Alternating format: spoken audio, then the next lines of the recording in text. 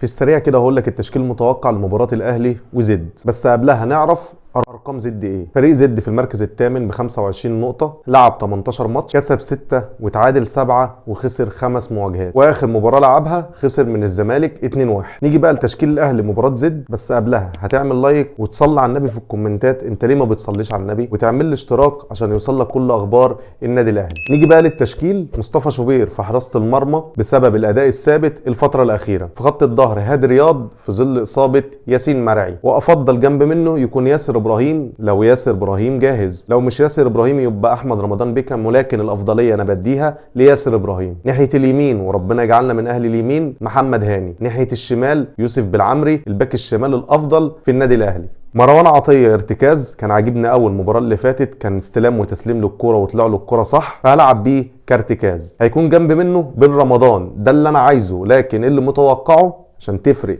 ما بين اللي انا عايزه وما بين اللي انا متوقعه، ولكن المتوقعه ان هو هيلعب باليو ديانج، ولكن انا بفضل يلعب ببن رمضان، وجنب منه اليو ديانج ولكن الافضليه لبن رمضان. وفي مركز صناعه اللعب هتلعب بامام عاشور، هو الافضل في مركز صناعه اللعب حتى الان جوه النادي الاهلي. ناحيه اليمين حسين الشحات. حسين الشحات لو فايق هيقدر يفيدك جدا اكتر من طاهر محمد طاهر. يبقى ناحيه اليمين حسين الشحات، وناحيه الشمال هنلعب بالمغربي اشرف بن شرقي، واتمنى ان انا ما اشوفهوش ناحيه اليمين، ما بتكونش عدلته وما بيكونش فيه اي انتاج من بن شرقي ناحيه اليمين خالص. وفي مركز المهاجم هنلعب بمروان عثمان، وشايف عنده انتاجيه في الضغط اكتر من قميش واكتر من اي مهاجم موجود في النادي الاهلي. ده التشكيل من وجهه نظري. ممكن تشاركني برايك في الكومنتات، هرد عليك، انا برد على الناس كلها، ونتناقش عن بعض المراكز ونتناقش عن بعض التغييرات اللي ممكن تحصل او اللي انت شايفها من وجهه نظرك. بس المهم ان انت تصلي على النبي في الكومنتات.